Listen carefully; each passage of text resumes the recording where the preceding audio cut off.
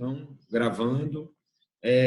Se vocês observarem, eu vou sair da frente só um pouquinho, porque eu fiquei bem na frente daquilo que é o mais importante da nossa aula de hoje. Olha aí. É lógico que é uma caricatura, né? Mas quem está no trono? A Sandy já está rindo aí. Ó. Quem está no trono? Dom Pedro II. E perfeito. Quando Dom Pedro I abdicou do trono, eu já vou abrir os slides, tá? Podem ficar tranquilos. Quando Dom Pedro I abdicou do trono, Dom Pedro II era uma criança.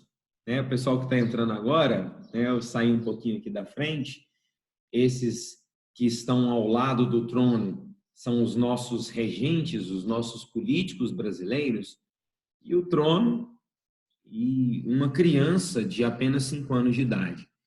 Então vamos lá, vamos retomar. Dom Pedro I estava extremamente impopular, a noite das garrafadas foi crucial, porque ele percebe o tamanho da sua impopularidade no Brasil, o quanto os brasileiros já não queriam que ele ficasse no Brasil, e aí ele decide renunciar. Mas veja bem, ele renunciou ao trono em nome de seu filho, Dom Pedro II. O problema é que Dom Pedro II tinha apenas 5 anos de idade. E com apenas 5 anos de idade, ele não poderia assumir o governo brasileiro. A verdade, gente, é que a Constituição Brasileira de 1824 dizia que caso Dom Pedro I morresse ou renunciasse, seu filho, Dom Pedro II, na época ele nem era nascido, mas diz que o primogênito, ou seja, o Dom Pedro II, só poderia assumir o governo com a maioridade. Detalhe, naquela época a maioridade não era 18 anos como hoje. Quem determinou no Brasil a maioridade com 18 anos foi Eurico Gaspar Dutra, em 1946. Então, a maioridade era de 21 anos. E Dom Pedro II tinha apenas 5 anos. Repito, apenas 5 anos. Quando, então, seu pai renuncia o governo em seu nome. Beleza. Vou abrir agora os slides para ficar um pouquinho mais claro. Ó, nós paramos aqui, não é? Foi bem aqui. Me corrija, podem me corrigir se eu estiver errado. Nós paramos bem na abdicação e no retorno, né? No retorno de Dom Pedro I para Portugal. Beleza? Tranquilo? Foi aqui mesmo, não foi? Ok. Está aqui Dom Pedro I, a imagem do imperador Dom Pedro I. Deixa eu só confirmar. Tá, vamos lá. As primeiras perguntas. Podem começar, gente. Massa demais. Professor, isso foi uma estratégia de Dom Pedro I para, se desse merda lá em Portugal e ele não conseguisse reinar, ele voltasse e tomasse o poder no Brasil? Isso foi uma estratégia para garantir o Brasil. Ele nunca deixou claro que ele estava voltando para Portugal, deixando seu filho, então, para que se um dia ele pudesse voltar para o Brasil, ou quisesse voltar para o Brasil, seu filho garantisse sua posse. Ele nunca deixou muito claro isso. Né? Até porque quando ele voltou para Portugal, ele não se tornou o absolutista que ele era no Brasil. Lembra da Revolução Liberal do Porto? A Revolução Liberal do Porto tinha criado um parlamento em Portugal. Portugal era uma monarquia parlamentar. Dom João VI não era absolutista.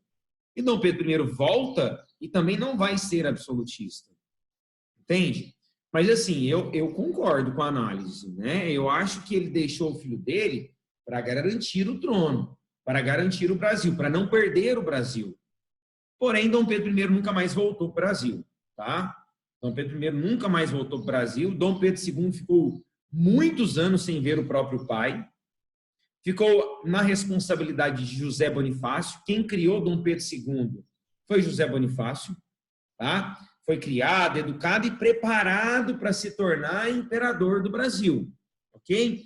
Bom, Então, Dom Pedro I abdicou do trono, eu mostrei a imagem, né, a clássica imagem dele abdicando, renunciando em nome do seu filho, e aqui, né, a imagem é uma caricatura, né, uma charge, que critica um pouco essa abdicação e toda essa postura de Dom Pedro I, né, ele deixando uma coroa que era quase do tamanho do filho dele, né.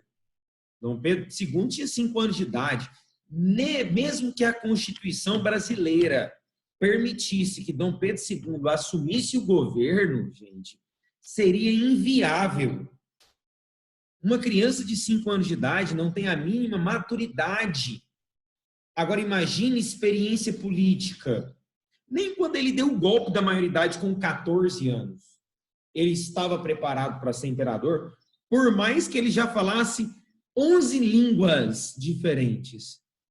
Dom Pedro II foi criado, educado pela família e pelo próprio José Bonifácio, tá? Dom Pedro II foi preparado para assumir o império, para ser um grande imperador, é até hoje considerado um dos maiores intelectuais da história do Brasil, sabe? Agora, ele não tinha ainda idade suficiente, com 14, com 5 muito menos, para assumir o governo brasileiro. E a Constituição brasileira dizia: se o imperador não tiver idade, não tiver maturidade, né, e não tiver a maioridade, mais importante é aqui, ó, a maioridade, é necessário, então, criar um período regencial. Aí, ó, período regencial, 1831, 1840. Aí você vai se perguntar, Caleb, são 9 anos. 9 anos e 3 meses, especificamente. Então, ele não tinha maioridade. Não, ele não tinha maioridade, né? Ele tinha apenas 14 anos de idade e, na época, a Constituição de 1824 dizia que a maioridade era com 21. Ele não tinha maioridade.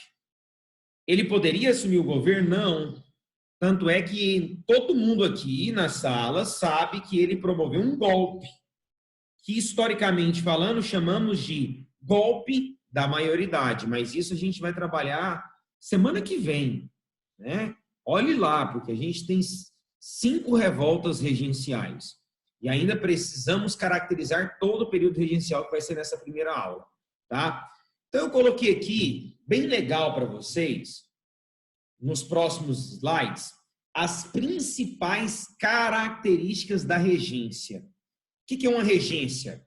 Regência é um governo provisório. Então, a primeira característica está aqui, ó. É um governo provisório, até que Dom Pedro II completasse a maioridade. Então, não é algo permanente, é provisório, certo? Durante essa regência, nós teremos uma descentralização política. O ato adicional, que eu vou trabalhar no próximo slide, o ato adicional promove uma descentralização política. Então, uma das principais características do período regencial foi a descentralização política. Como assim? Durante o primeiro reinado, nós discutimos tanto, principalmente a turma do Matutino, nós falamos tanto sobre isso, discutimos tanto sobre isso. Durante o primeiro reinado, nós tivemos uma centralização política nas mãos de Dom Pedro I. Dom Pedro I era absolutista, autoritário, centralizador, violento. Inclusive, motivos que levaram à sua impopularidade e, consequentemente, sua renúncia. Certo? Agora, o governo vai ser controlado pelos políticos brasileiros. É a primeira vez na história, gente. Ó, nós estamos em 1831. Em 331 anos, desde a chegada dos primeiros portugueses, vai ser a primeira vez na história que nós teremos brasileiros no comando. Brasileiros sendo regentes, governando o Brasil, a primeira em mais de 300 anos. Tá? Então, Dom Pedro II é uma criança, está sendo educada por José Bonifácio, está sendo preparada, inclusive, para assumir o governo por José Bonifácio. Porém, nós teremos uma descentralização política, ou seja, maior autonomia para os regentes, maior autonomia para as províncias, uma desmontagem da estrutura absolutista e um governo muito mais, vamos dizer assim, democrático do que, né, se comparado ao primeiro reinado. Como assim, Calef? Vai ser criado, não precisa copiar essa parte não, que está no próximo slide. Vai ser criado Câmara dos Vereadores, ou seja, os municípios, os maiores municípios das províncias, tá? Não eram todos, mas geralmente as capitais, os maiores municípios terão vereadores. Vai ser criado em cada província uma Assembleia Legislativa Estadual, ou seja, deputados estaduais. Então, o poder político ele vai ser mais fragmentado. E se ele é mais fragmentado, ele é descentralizado. Por isso que eu coloquei aí, ó, em destaque, descentralização política. Né? Tanto é que nós teremos, no próximo slide, nós teremos a suspensão do poder moderador. Mas deixa para o próximo slide. Segunda característica importante, as regências. A Constituição dizia que em caso de morte ou renúncia, tá? Caso foi a segunda opção, ele renunciou. Em caso de morte ou renúncia, era necessário, e Dom Pedro II não tivesse a maioridade, era necessário formar uma regência trina. Problema que Dom Pedro II renunciou na época, e isso foi estratégico.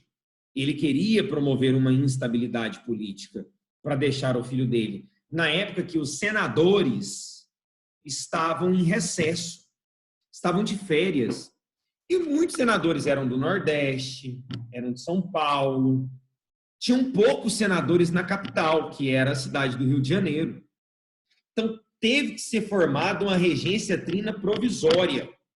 Essa regência trina provisória durou um pouco mais de 4 meses. Então, foi criada em 1831 uma regência trina provisória, rapidamente, que durou pouco mais de 4 meses, para convocar eleições baseada num voto censitário, tá? Ó, voto censitário. Baseado num voto censitário, para convocar eleições, para então convocar e eleger uma regência trina permanente. Vamos lá, perguntas. Professor, essa fragmentação do poder durante a regência vai ter alguma influência na proclamação da República?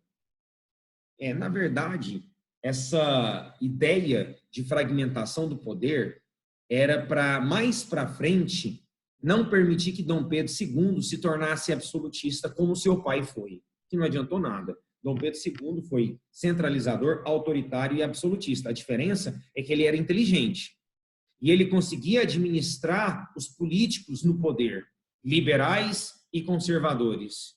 Né?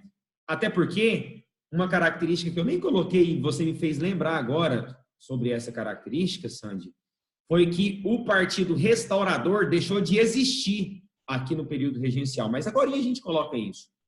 Tá? Então, peraí. Foi criada uma regência trina provisória, ela durou pouco mais de 4 meses. Para que ela foi criada? Para convocar os senadores para a cidade do Rio de Janeiro, para eles, então, elegerem de forma censitária a regência trina permanente, que durou até 1834, porque em 1834 foi criada a regência una. Regência trina, 3 regentes. Regência una, 1 regente, o padre Diogo Feijó e Pedro Araújo Lima. Todos eles brasileiros, ou liberais ou conservadores. É aqui, você pode colocar agora no seu caderno, é aqui também, durante a regência, antes de eu trabalhar a Guarda Nacional, durante a regência, é aqui que o Partido Restaurador, antigo partido português, deixou de existir. Calef, mas e os caras que ficaram no Brasil? E aí? Os portugueses que ficaram no Brasil, eles acabaram entrando no Partido Conservador, que era dos grandes fazendeiros brasileiros. Mais para frente, eu caracterizo os dois agora, os liberais e conservadores, tá? Porque o Partido Restaurador deixou de existir. No primeiro reinado nós tínhamos liberais, que eram médicos, advogados, intelectuais, jornalistas, pequenos comerciantes, todos de uma classe média alta, porque o voto era censitário. Conservadores, Partido Conservador, elite agrária, conservadora, restauradores, portugueses que ficaram no Brasil junto com Dom Pedro I, que também era português. Não queriam a reimplantação do Pacto Colonial? Queriam, mas ficaram com Dom Pedro I mesmo após a independência. Ficaram se beneficiando do governo de Dom Pedro I e de tudo que eles tinham conquistado depois que vieram para o Brasil. Eram membros da corte portuguesa. O Partido Restaurador deixa de existir, passa a ter liberais e conservadores. Os restauradores entram nos conservadores. Os liberais, mais para frente, no segundo reinado, viram exaltados. Vão querer a república. Tá? Mas isso no segundo reinado. Não existiu o desejo ainda no período regencial de república. O desejo de república só no segundo reinado. A partir de 1870, quando é criado o primeiro Partido Republicano Brasileiro. Tá bom? Vamos lá, tem perguntas. Bom dia, Matheus. Tudo bem? Vamos lá. Matheus deve ter chegado. Seja bem-vindo. Gente, então, nós temos as regências, vamos repetir aqui, ó. Regência trina provisória, 4 meses, 1831, para convocar eleições. Regência trina permanente, 3 regentes foram eleitos. O problema é que uns eram liberais, outros eram conservadores. Restaurador não, porque o Partido Restaurador deixou de existir. Aí o que acontece? Foi criado um ato adicional, no ato adicional foi criada a regência una, com um só regente. Aí nós teremos 2 importantes regentes. Eu vou trabalhar um por um com vocês ainda hoje. Padre Diogo Feijó e Pedro Araújo Lima. Calma que está nos próximos slides, tá bom? A gente vai trabalhar um pouco mais essa questão das regências. Aqui eu estou trabalhando as características gerais, aquilo que você precisa entender para fazer um vestibular. Bom, já trabalhei, então, descentralização política, a criação das regências e o fim do Partido Restaurador. Logo em seguida, ainda em 1831, foi criada, então, a Guarda Nacional. Há 2 anos atrás, a Guarda Nacional foi cobrada na prova da UEG. Alguns de vocês fazem a prova do UEG, vai ter medicina, tem direito, tem muitos cursos legais. Eu gosto, formei na UEG, faço mestrado na UEG. Eu sempre gosto de trabalhar também a prova do EG, além da prova do Enem, óbvio, Para mim, é a melhor prova do Brasil. Mas, enfim, a Guarda Nacional era um exército não fardado. O Brasil tinha um exército imperial, criado por Dom Pedro I, após a independência. Se chamava Exército Imperial. Era o que usavam a farda branca. A Guarda Nacional, inclusive a Guarda Nacional existe até hoje, gente. Geralmente, quando um estado está em crise, ninguém chama exército, que assusta. A não ser o Rio de Janeiro, naquela época da desocupação das favelas. Assusta. Você vê um tanto de guerra ali, ainda mais no Brasil que já teve ditadura militar. A Guarda Nacional é uma espécie hoje de polícia. Em momentos de crise, elas atuam.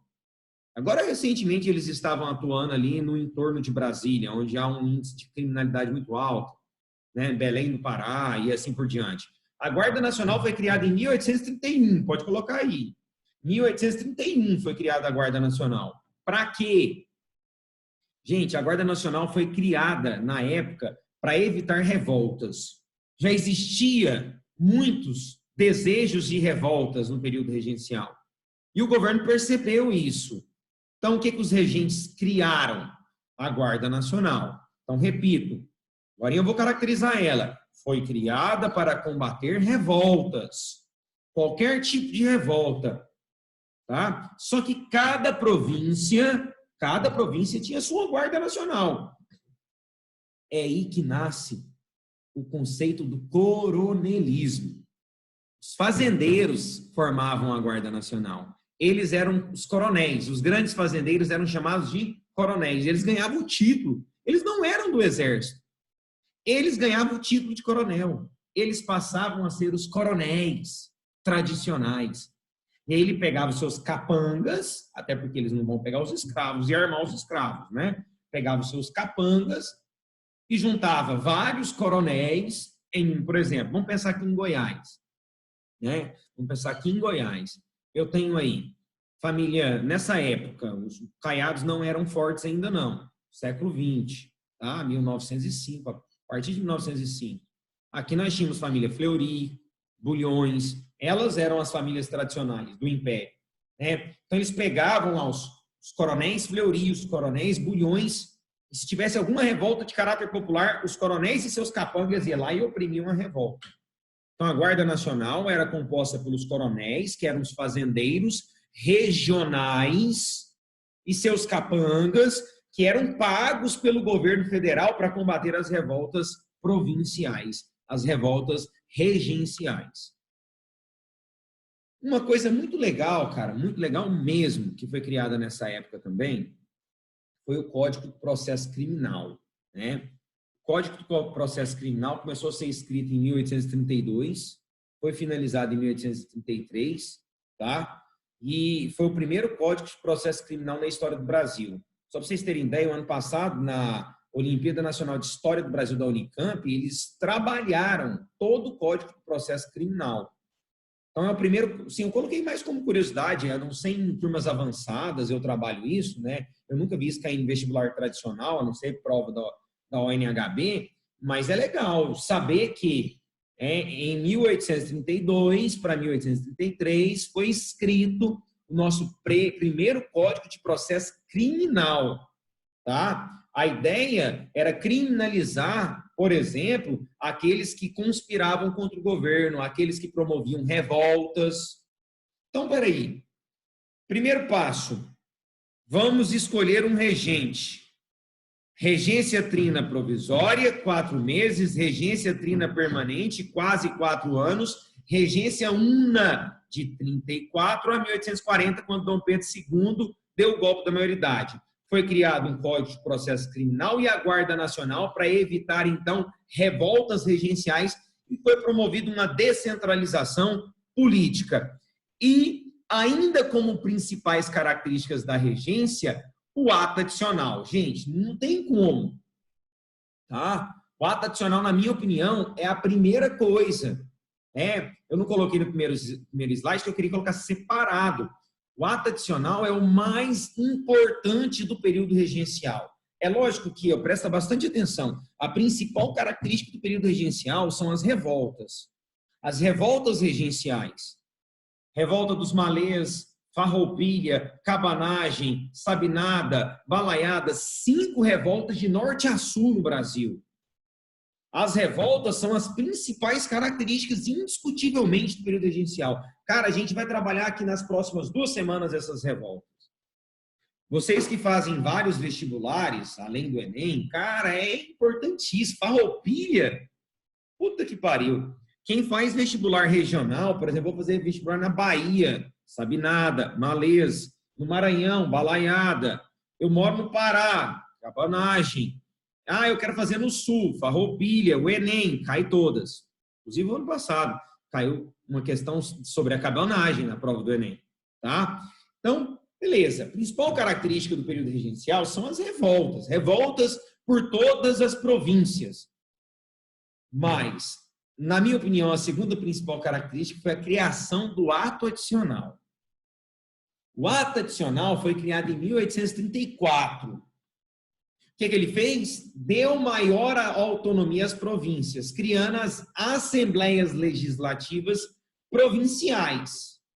Ou seja, eu falei ali anteriormente, no slide anterior, deputados estaduais, ou seja, Assembleia Legislativa Estadual, Câmara dos Vereadores, para os vereadores municipais nas grandes cidades. Não eram todas, até porque não existia verba suficiente para tantos políticos. Não se gastava tanto com a política como hoje, né, gente? Então, maior autonomia das províncias, criação das assembleias legislativas provinciais, deputados estaduais e vereadores. Beleza? Terceira característica, eu digo segunda porque maior autonomia foi a criação das assembleias. Então, segunda característica, o fim da regência trina. Sabe por que eles decretaram o fim da regência trina? Estava tendo muitas divergências entre os regentes. Você tinha liberal e conservador sendo regente. Você tinha Pedro Araújo Lima e o padre Diogo Feijó.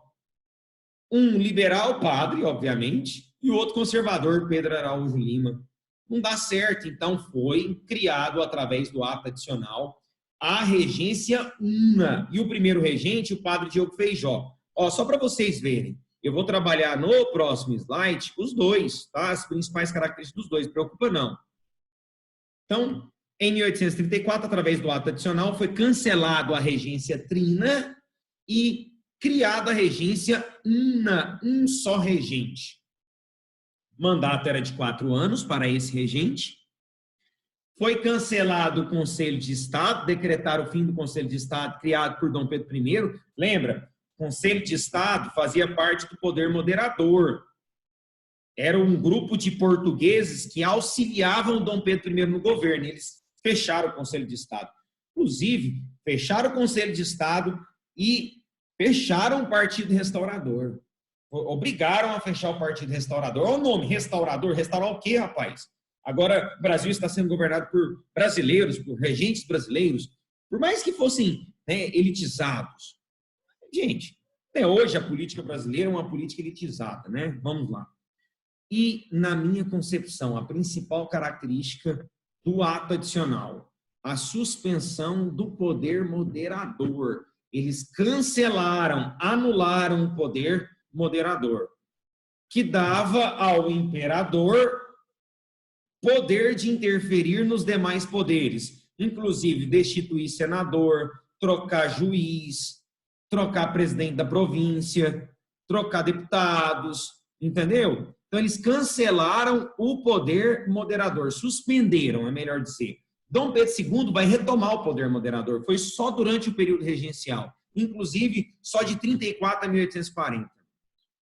Não tem Conselho de Estado, não tem poder moderador, até porque quem está governando são os regentes, não precisa de poder moderador.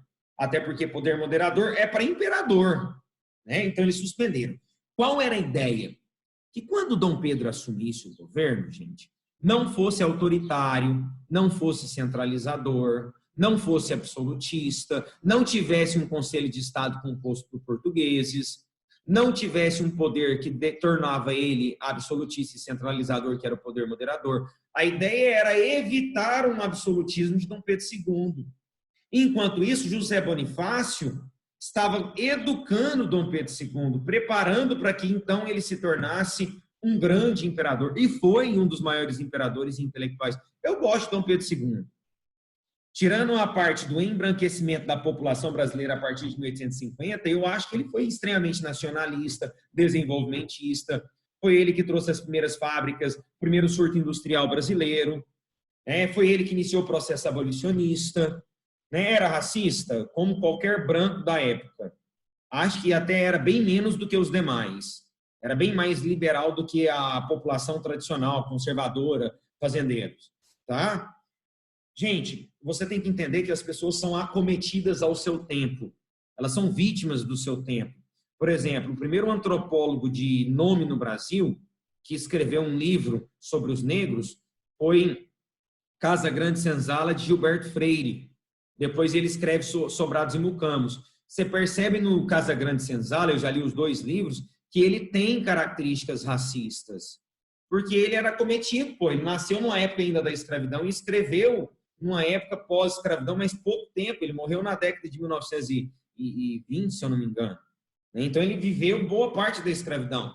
Mas essas pessoas são acometidas ao seu tempo. Hoje não, hoje é inadmissível, né? Esses conceitos racistas. Vamos lá. Então, enquanto eu faço uma breve recapitulação desses slides, se tiver dúvida, manda aí para mim. Então, Dom Pedro II não poderia assumir o governo, foi criado um período chamado período regencial, onde nós teremos 3 regências, regência trina provisória, que durou 4 meses, regência trina permanente, que durou quase 4 anos, e regência una, que durou boa parte do período regencial, onde o Brasil será governado por 2 regentes, tá? Que na teoria deveriam ter mandatos de 4 anos, porém os 2 sofreram golpes, entre aspas, ok? Nós temos aí uma descentralização política, o fim do Conselho de Estado e o fim do poder moderador, ok? Vamos lá, vamos para as perguntas. A escravidão não foi abolida nessa época? A escravidão foi abolida no segundo reinado de Israel, tudo bem? No segundo reinado, as primeiras leis abolicionistas, Lei Bill Aberdeen, 1845, governo de Dom Pedro II. Lei Eusébio de Queiroz, 1850, governo de Dom Pedro II. Lei do Ventre Livre, 1871, governo de Dom Pedro II. Lei do Sexagenário, 1885, governo de Dom Pedro II. E até a Lei Áurea, maio de 1888, governo de Dom Pedro II, finalzinho do governo de Dom Pedro II. Então, é no segundo reinado que nós temos o processo abolicionista brasileiro, o fim da escravidão no Brasil. Aqui ainda existe escravidão. Ninguém me perguntou, eu nem coloquei, eu esperava a pergunta. Durante o período regencial, como é que estava o Brasil economicamente? Um fiasco. Gente, estava esperando essa parte. Quando Dom Pedro I foi embora, abdicou do trono e foi embora, ele levou todas as nossas riquezas que estavam na Casa da Moeda e no Banco do Brasil. Muita gente fala de Dom João VI roubou o banco. Não. Quando Dom João VI foi embora, o Brasil não era independente. Então, tudo que estava no Banco do Brasil era da coroa portuguesa, era de Dom João VI. Inclusive, joias, dinheiro, obras de arte, era de Dom João VI, ele foi embora. Agora, quando Dom Pedro I foi embora em 1831, abdicando do trono, ele esvaziou os cofres públicos brasileiros. Ele roubou toda a nossa riqueza, todo o nosso dinheiro, todo o nosso ouro, todas as nossas joias. Ele esvaziou e foi embora, deixou o Brasil em um colapso econômico, em um fiasco econômico. Na época, nós estávamos vivendo uma transição econômica. Que transição era essa? Crise do ouro, final do século XVIII, e a implantação, no início do século XIX, das primeiras mudas de café. Durante o período regencial, o café já era o principal produto. Já era. No primeiro reinado, você tinha ainda o café concorrendo com açúcar, o café concorrendo com tabaco, principalmente com açúcar. Agora não. O café é nosso principal produto de exportação, sendo plantado ali em São Paulo, no Vale do Paraíba, que é entre São Paulo e Rio de Janeiro, Espírito Santo, Rio de Janeiro, interior de São Paulo, inclusive tendo uma grande expansão, tanto que a elite agrária passa a ser predominante. A elite agrária é cafeeira, os barões do café. Então, o Brasil tinha como base econômica o café, mas economicamente estávamos um fiasco, ainda muito dependente da Inglaterra, dos produtos e da economia inglesa, dos bancos ingleses, uma dívida externa que não parava de aumentar. E aí, em momentos de crise econômica, o que nós teremos, gente? Não vou começar nessa aula, obviamente que não, mas o que nós teremos? Em momentos de enorme crise econômica, vamos ver quem falou. Revoltas, muito bem. Nós teremos revoltas. Gente, na minha opinião histórica, baseado obviamente em leituras, mas eu vou dar a minha opinião agora, Tiago Calef, é o período de maiores revoltas da história do Brasil. Nós temos aí grandes revoltas durante a República, em números de pessoas.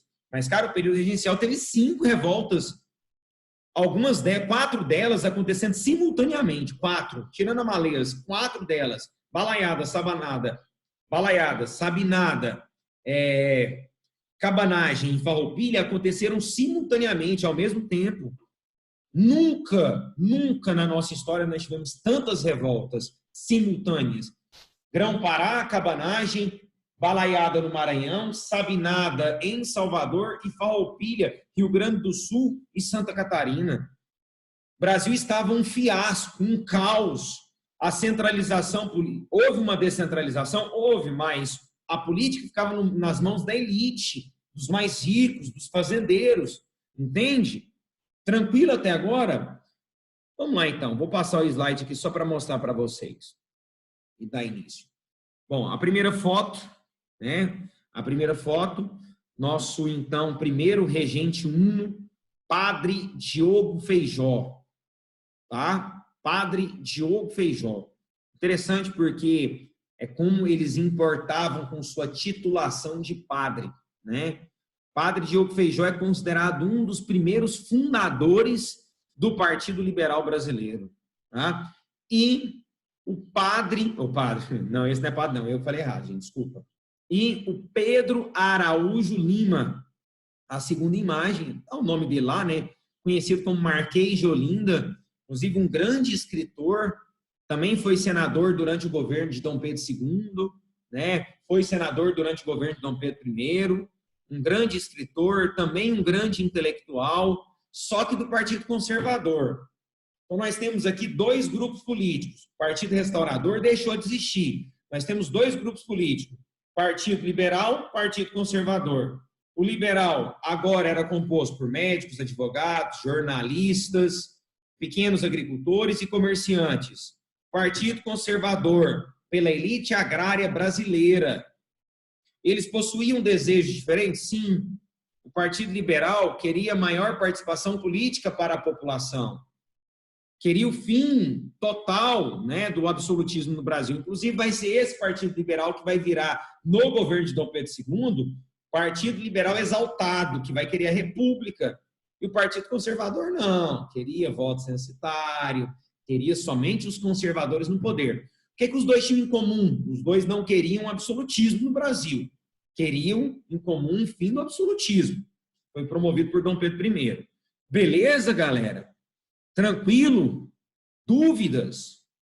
Não?